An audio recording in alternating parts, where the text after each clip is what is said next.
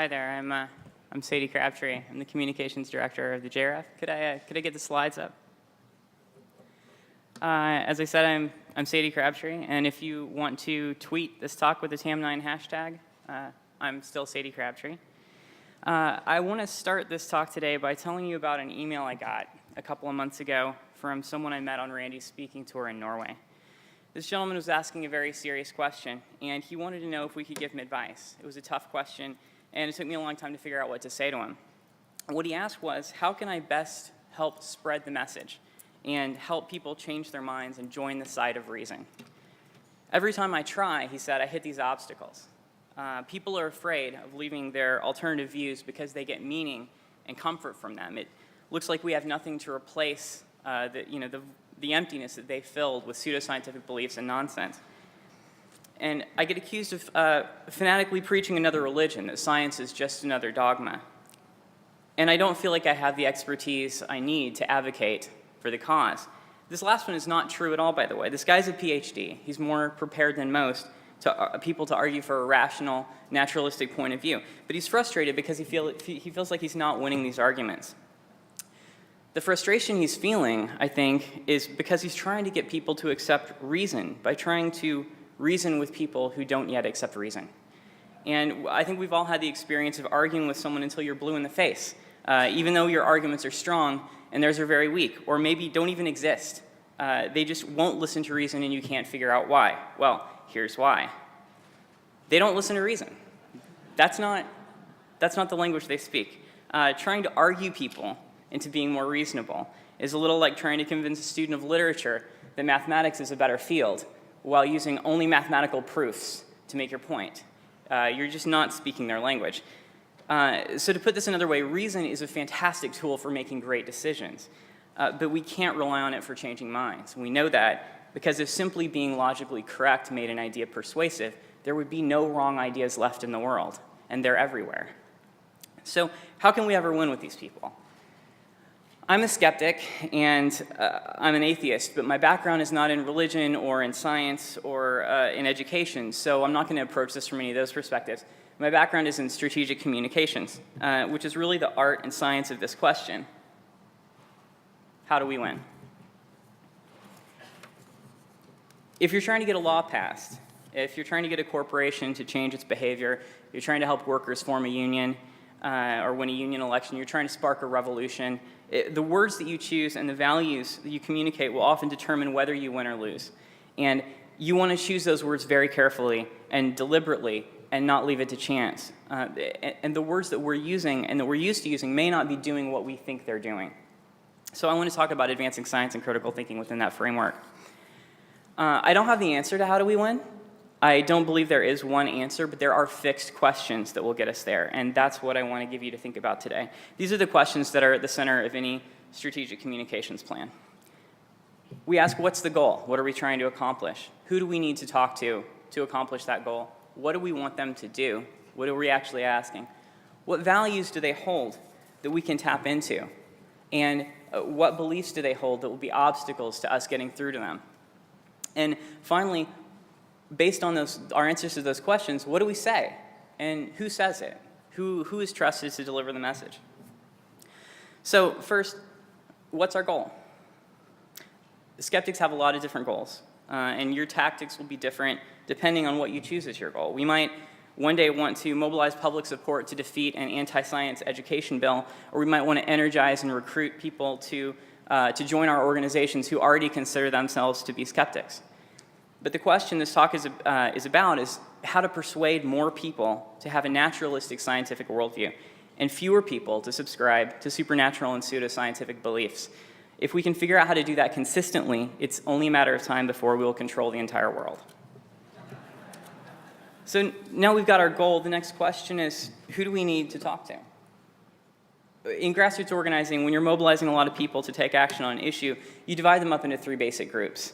The people who support us already, the people who are firmly opposed to what we're doing, and the people who don't feel so strongly that their views are fixed. And the most important group that we want to talk to if we really want to make more skeptics in the world is the people whose views aren't firmly fixed, because our time and money are limited resources. When we're talking to each other or arguing in circles with entrenched opponents, we're not changing minds and we're not moving closer to our goal. If you want to change as many minds as you can, you should be spending most of your time talking to those people who are persuadable. Obviously, we also need to talk to people who support us. A main reason is that we need to keep them energized. We need to get them involved in our organization so that they too can go out and talk to people who are persuadable. But the goal here is to change minds and not only to find the people who already agree with you. That can feel like progress, but on the outside, from the external view, we're not actually gaining ground. It's also tempting to argue with people who are dead set against your goals and your worldview. It can make sense. It's fun because we're skeptics. We like to argue. We like logical fallacies, and we like pointing out when someone else does it. But unless people in that persuadable middle are listening, and it's having an effect on them, it's not effective. And that's a rare situation when that happens. It does happen. But I've seen canvassers on a petition drive, for example, argue with an opponent who is very entrenched for 10 minutes, and during that time, 100 people who've walked past who probably would have signed the petition. And the other side does this very well.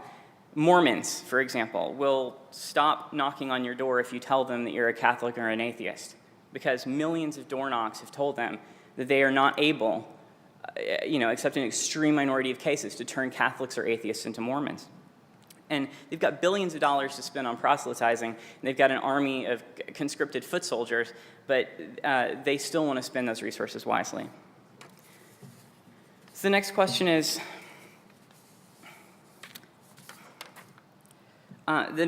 what do we want people to do when they hear from us? In a political election, this is very simple. We want them to vote for our candidate. In a grassroots campaign, we might be trying to get people to sign a boycott, or to sign a petition or join a boycott. We may not have, right now, in this talk, a concrete action in mind for skepticism, but I bring this up to say that strategic communications most often focuses on changing people's behavior and what they do, rather than changing their values and how they think. Because it's very easy to change behavior, and it's almost impossible to change someone's values. It's very difficult. For example, people tend to oppose tax increases and vote against them. And if you want someone to vote for a tax increase, you don't try to convince them that tax increases are good. You tell them that the tax increase is going to fix the potholes on their street. So you don't have to convince them, to give up their belief that tax increases are bad and not to hate tax increases. They just have to hate potholes more. So you start with what they care about, and you give them reasons that matter to them. And they may or may not be reasons that matter to you, but they're reasons that are true, but they're reasons that appeal to them. If workers at a hospital are going on strike, and you want the community around the hospital to support the strike, you don't talk about how strikes are the most important tool that workers have to level the playing field with their employers, right? You talk about how the nurses are fighting for better staffing levels so that when patients go to the hospital, they know there's enough staff there to take care of them. And both of these things are true, but you get to decide what you talk about. And you don't have to get the public to support the idea of a strike. You just have to get them to support this strike. So what's the point of this if what we really want to do is change hearts and minds and not just change behavior? The thing is that changing behavior does change minds. And it's one of the most effective things in changing minds because it sets up a cognitive dissonance. And once you voted for one tax increase, it gets harder to maintain the belief that all tax increases are bad. And once you supported striking workers on a picket line, it gets harder to maintain the idea that union workers are lazy and selfish, right? So what does this mean for skeptics? It means that if we are trying to get superstitious people to think more critically, there is value in getting them to use scientific thinking in small ways that don't require them to give up their entire worldview and self-identity to do so. So the question that this gentleman emailed me, was saying that he had people in his family, people that he, really strongly wanted to convince, and it hurt him to think about them being consumed by these, fallacies and these superstitions. And so however much we want to focus on the most persuadable people, many of us have people like that in our lives. And what I said to him is that when it seems like someone believes in every ridiculous thing, from homeopathy to guardian angels, it can be, the instinct is to say, your whole worldview is screwed up. Everything you think is wrong. Like, the way you're approaching this is wrong. And that tends to make people dig in their heels because people's identity is wrapped up in their worldview, the way people think about themselves. And you're asking people to give up a huge part of themselves in order to do that. So it may be better to accept that we can't change the entirety of people, who people are overnight. Back off for a while. And in this particular situation, instead, present them with small individual examples of how scientific thinking can help them and is useful. If they're into homeopathy and they swear it works for them, if you come at them and say, it's all in your head, it's a placebo, they hear that as, you're crazy. Like, what you say is not, you don't know what you're experiencing. And that makes people very defensive. So find something they haven't used yet. Tell them that, tell them that you saw a video on ear candling that proved that it was fake. Tell them about the power bands where the manufacturer has admitted that there's no evidence whatsoever that they work, and you can demonstrate the way that it's made to appear to have an effect. Help them use scientific thinking to feel smarter than their friends instead of using it to make them feel stupid. And you give them a positive experience with critical thinking, and the next time you come back to them to talk about this issue, you will have some common ground to start from. And it's a long-term process. It's not as satisfying as winning a debate, but it's more likely to change the way people actually think if they're truly dug in. So, back to the slide.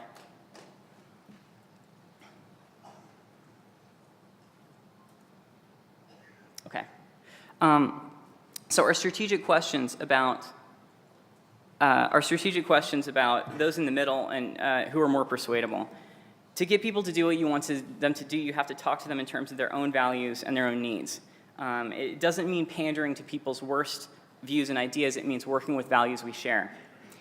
And you also have to look at the beliefs that they hold, which will be obstacles, things so you can figure out how to get past them. And I want to show just a few examples of some widely held values we can use to encourage reason and critical thinking. Honesty. People believe others should be honest and not mislead them. People believe others should not profit by breaking the rules. And people believe that there's virtue in helping those that we care about and taking care of them. These are just a few examples. And here are some other things that people want, aspirations that they want for themselves that can be useful to us as skeptics. People want to feel smart and respected. People want to feel right and confident in their decisions, and people don't want to feel cheated or taken advantage of. When we frame things in terms of these shared values, it can go a long way toward making our point with the general public who don't consider themselves skeptics. If we don't play to these values and aspirations, it won't connect with the people we're talking to, and we need to spell it out as well and not just assume that people see the value of what we're offering. On the flip side, these are some obstacles. There are needs and beliefs that act to stop people from listening to us at all. People have a need to feel in control. They want to have something that makes sense of an irrational and scary world for them. The fact that lightning can strike and you can die at any moment, you can lose your job and lose your health care and be on the street. It's hard to deal with that without some sort of understanding of who's on the right side and who's on the wrong side in the world, who's making the bad things happen. If you're going to take that from people, you need to offer them some understanding of the world that's a positive understanding of the world that helps them replace that. Next, people want to feel smart, right, and respected. Right? This is an opportunity as well. I just put this up as people's values. But it's on obstacles because sometimes skeptics do things that make people feel dumb, wrong, and disrespected. And when we do that, people aren't in a place to listen. And we can make people feel this way with the words we choose, even if we're not intending to. Another obstacle is people's negative views about skeptics. And I'll explain why this is important in a minute, but some of the views that people have about skeptics, that we're just against everything and not for everything, that we're narrow-minded, we back the establishment, we're tied to big pharma, right? That we just say whatever the mainstream consensus is, and that's not always right. And that we're elitists, we're arrogant, we think that we're smarter than everybody else, and we dismiss other people as stupid. These are some of the views that people may be inclined to hold against us when we first approach them if we say, I'm a skeptic and I'd like to have a conversation with you. So I want to give an example. I want to illustrate this because we're living in a time when we're constantly bombarded with conflicting information and ideas. In order to make sense of this, in order to function, we have to instantly be able to sort things into whether or not we take them seriously or whether we don't. So I'm going to go through a couple of scenarios. So this is going to be an experiment. And tell me, if you were looking for a reputable online pharmacy, do you trust what's on this webpage? Wait. Do you trust what's on this webpage? Okay. Why? Would you read everything on this page before you decided whether or not this is reputable information or not? Okay. Great. So is this good health information? Are you going to learn stuff from this video? Okay. Do you need to listen to the video to make up your mind? Or are you going to click play?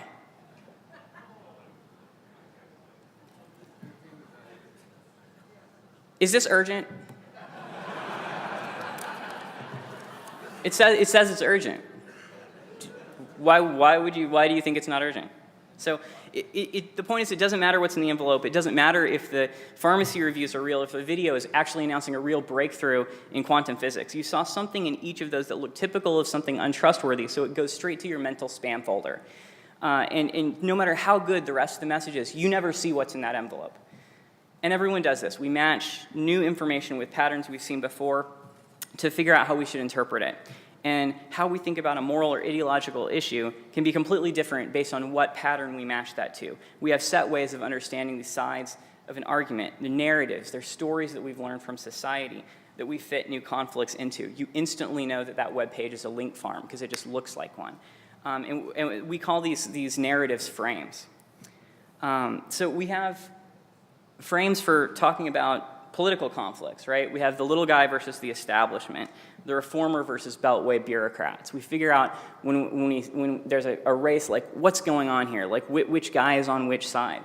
We have frames for thinking about science, mainstream credible science versus cranks, groundbreaking science versus the naysayers who told the Wright brothers that we could never fly. And we have disturbing new findings versus a dismissive establishment, right? We've got the guy in Independence Day who's decoded the message from the aliens and knows they're going to attack, but no one will listen. And these are stories that we learn from society. And then we've got ways of thinking about economic issues, individual rights versus government authority, or corporate greed versus public good. Public service employees versus corporate lobbyists, or struggling taxpayers versus greedy public employees. These are stories that we tend to fit conflicts into these boxes.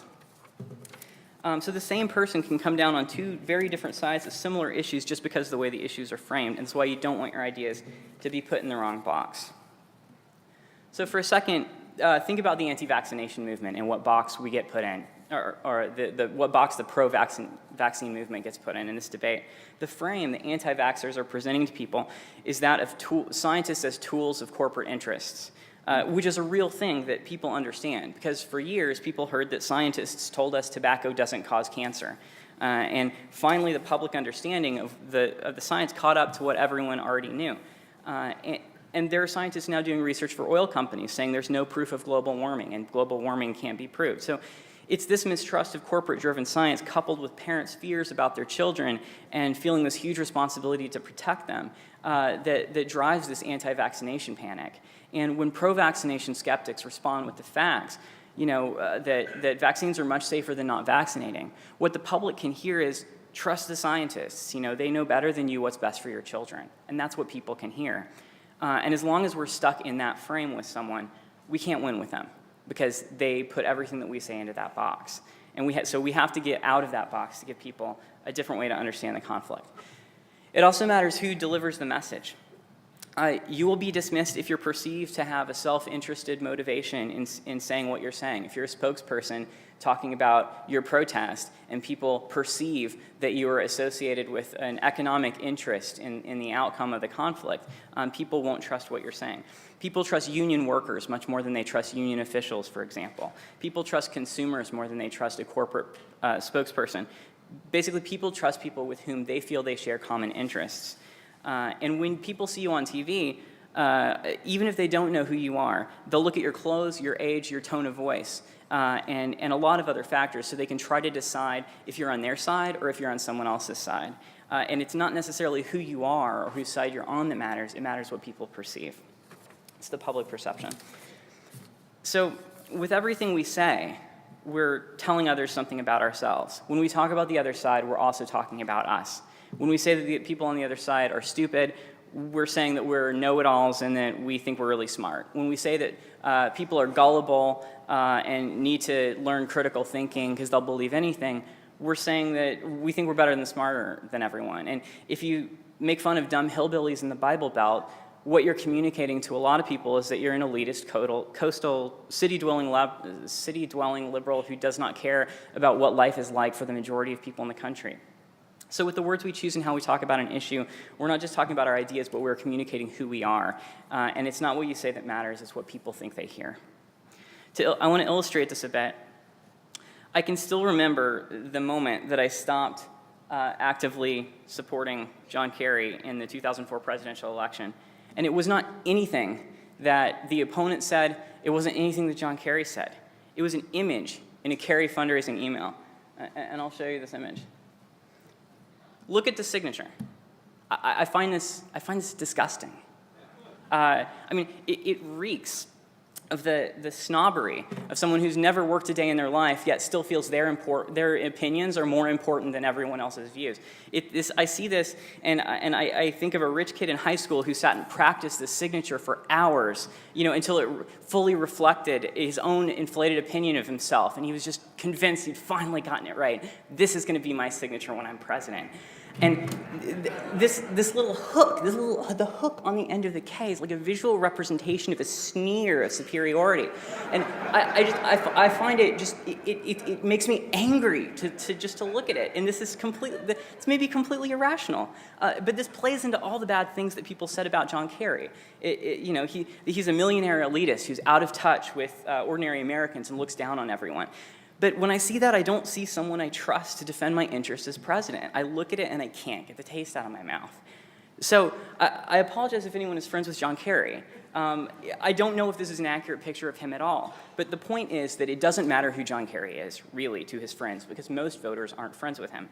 We decide what we think of him based on the relatively small amount of information we have available, matched with patterns we've seen before and the frames and narratives that we've learned. So I tell this story as an example of the things we say about ourselves without meaning to, or even seeing that we're doing it. To apply this to skepticism and critical thinking, we have to think about the language we use with each other and the attitudes we share, and examine whether those are things that help or hurt us when we talk to the general public. People's stereotypes of skeptics may not be fair, they may not be logical, but it doesn't matter. Perception is what matters when we're trying to persuade the public. Now, I know there's a lot of controversy around the right tone and the right words and the right approach that skeptics should use. So I want to be clear that I'm not saying we should be pushovers and not say anything mean. A lot of this is not about tone. It's about making sure that we are working with the values and the shared values of the persuadable people we want to persuade, instead of working against their values and against ourselves. When you speak to someone in the values they understand, you can take a much more aggressive tone and get away with it when they perceive that you're on their side. Whereas if you attack their values, you'll be written off and you may even push them the other way. What I would say is that there is a cost associated with arguing in a certain way, and we need to do the math on it for different situations. In political communications, when a candidate runs a negative campaign or a negative ad, there's a cost to that. A certain number of people are going to be put off by attack ads. It costs you votes to do attack ads. What you have to make sure when you do attack ads is that you're costing your opponent more votes than you're costing yourself. And that can work. But when you're going negative because it's the right decision for a specific situation, that's great. Just check to make sure your rationale makes sense. And if you want to reach other people, use the words that are most likely to reach them instead of the words that are the most satisfying to say, or the words that we're just most comfortable with, because we use them with each other. Because it's not what you say that's important, it's what people hear. So how do we make sure that they hear what we really mean? First, prepare what we want to say ahead of time. Write down the ways that we want to express each idea and express them that way every time. And then think twice about each word you're using. Once to think about what it means to you, And then twice, to think about what it means to the people who aren't skeptics, who don't understand skepticism, don't consider themselves to be in our community, and aren't science literate. If those meanings do not match, consider using different words. And I want to put up a few examples of words that we use a lot with each other.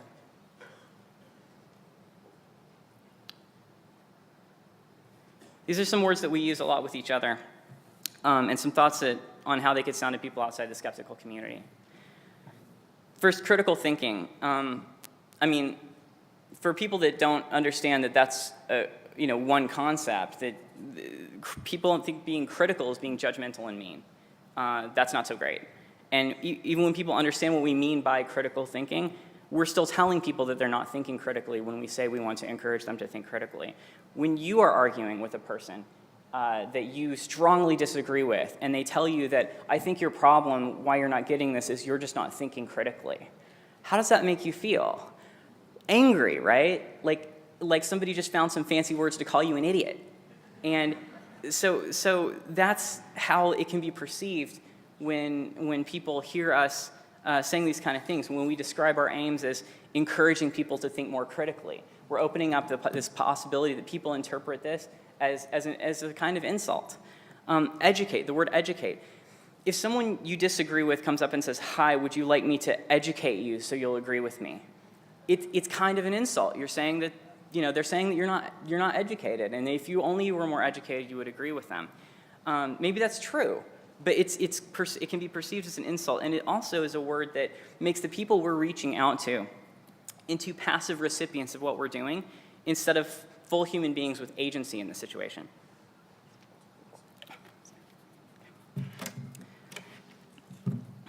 And so people can feel insulted by this. The word vaccination. When I hear vaccination, I think of a doctor coming after me with something sharp. I think that hurts, right? And it's not a pretty word. And again, it's about something being done to me rather than something I'm doing for myself. So how about immunity, right? This is a word that everyone knows that immunity is great. It describes the benefit rather than the process. Plus, everyone knows that it's like the best thing to win on a reality show. Like, this is reinforced all the time that immunity is great. Nonsense, hogwash, woo-woo, gullible, suckers, credulous. Like, when we talk about this, we are, in a way, insulting the people that we want to reach.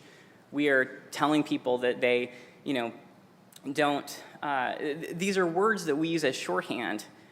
Nonsense, for example. What we mean when we say nonsense is things that have been shown to be false, generally. And if we say that, we're not insulting the people that believe in it. We're giving them a piece of information, right? And it goes a lot farther toward explaining our point. And I want to make one point about jargon words and other words that are specific to a certain community. They almost always carry a different meaning outside the group than inside. In the labor movement, unions have done research that shows huge differences in public support based on whether or not you use the word union, if you spell out what you really mean. If you ask people to support workers at the grocery store forming an organization where they can work together to raise their wages and win access to affordable health insurance, a lot of people support you. You get overwhelming support. If you ask people to support the grocery workers union, it plummets, because people have all different ideas about what the word means, and they apply that to what you said. So if you want to be clear, the best way to have control over how the words are perceived is to say exactly what you mean. So I will just give a couple of examples of how this can improve. For example, we often say we're here to educate the public about pseudoscientific nonsense or something like this. If we say we're here to help people defend themselves from pseudoscientific scams, we're giving people agency. We're helping you protect yourself. This is something, protect yourself and your family. We're also putting the blame on the scammer and not on the person who believes it. If you want to go a step further with this, you can take out the jargon and say that we want to defend people from scams that use scientific-sounding language to mislead consumers instead of talking about pseudoscience. I'm running out of time, so I'm not going to do these other pieces that we were going to do. Oh, sorry.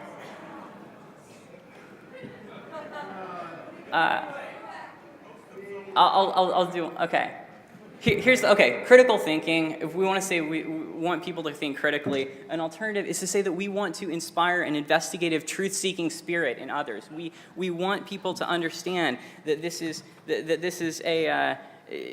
this is a gift. This is this amazing thing. If we want to go totally off the rails with it, we can tell people why science is awesome, right?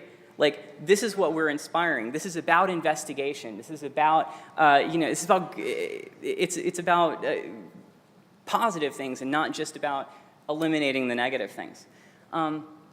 So these questions are useful, and they're an effective way of organizing your thinking about how to communicate with the public. You may find them useful in thinking about other issues too.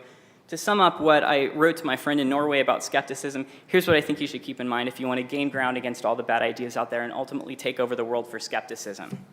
Don't rely on reason to reach the unreasonable. With folks you care about who are really stuck, try to move them one step at a time. Spend most of your time persuading the persuadable. Speak to people's own values and aspirations. Don't jump headfirst into someone's mental spam folder by making your message look like trash. Think twice about words, not just what they mean to you, but the different meaning they have to others. And don't sign your name like John Kerry, because everything you say says who you are.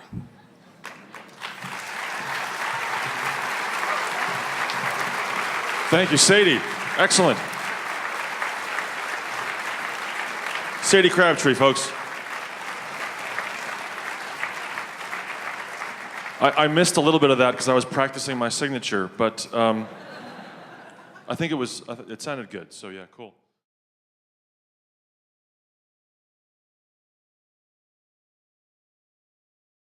Who is trusted to deliver the message? So first, what's our goal?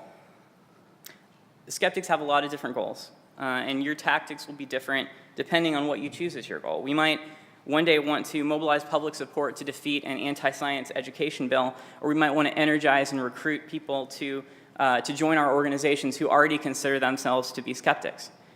But the question this talk is about is how to persuade more people to have a naturalistic scientific worldview and fewer people to subscribe to supernatural and pseudoscientific beliefs. If we can figure out how to do that consistently, it's only a matter of time before we will control the entire world. So now we've got our goal. The next question is, who do we need to talk to? In grassroots organizing, when you're mobilizing a lot of people to take action on an issue, you divide them up into three basic groups.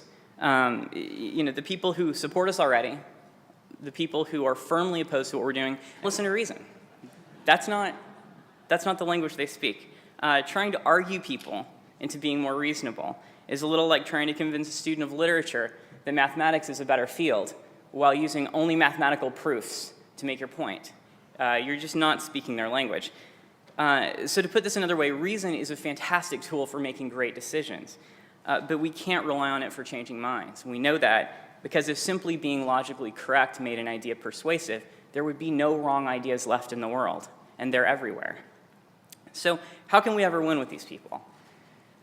I'm a skeptic, and I'm an atheist, but my background is not in religion or in science or in education, so I'm not going to approach this from any of those perspectives. My background is in strategic communications, which is really the art and science of this question. How do we win?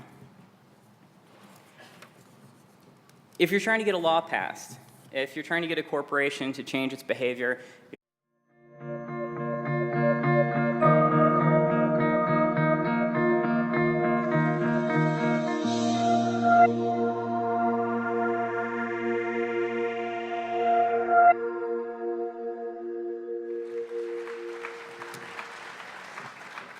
Hi there, I'm Sadie Crabtree. I'm the communications director of the JREF. Could I get the slides up?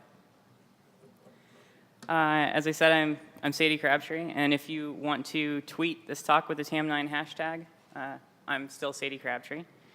I want to start this talk today by telling you about an email I got a couple of months ago from someone I met on Randy's speaking tour in Norway. This gentleman was asking a very serious question, and he wanted to know if we could give him advice. It was a tough question, and it took me a long time to figure out what to say to him. What he asked was, how can I best help spread the message and help people change their minds and join the side of reason? Every time I try, he said, you're trying to help workers form a union or win a union election, you're trying to spark a revolution. The words that you choose and the values that you communicate will often determine whether you win or lose.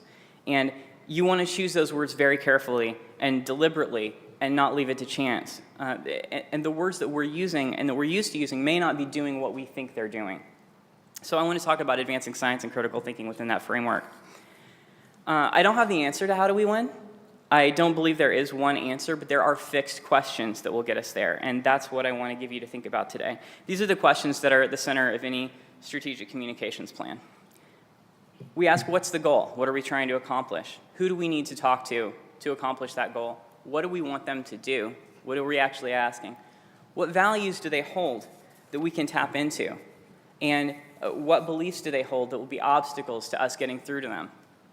And finally, based on our answers to those questions, what do we say? And who says it at these obstacles? People are afraid of leaving their alternative views because they get meaning and comfort from them. It looks like we have nothing to replace the emptiness that they filled with pseudoscientific beliefs and nonsense. And I get accused of fanatically preaching another religion, that science is just another dogma. And I don't feel like I have the expertise I need to advocate for the cause. This last one is not true at all, by the way. This guy's a PhD. He's more prepared than most people to argue for a rational, naturalistic point of view. But he's frustrated because he feels like he's not winning these arguments. The frustration he's feeling, I think, is because he's trying to get people to accept reason by trying to reason with people who don't yet accept reason. And I think we've all had the experience of arguing with someone until you're blue in the face, even though your arguments are strong and theirs are very weak, or maybe don't even exist. They just won't listen to reason and you can't figure out why. Well, here's why. They don't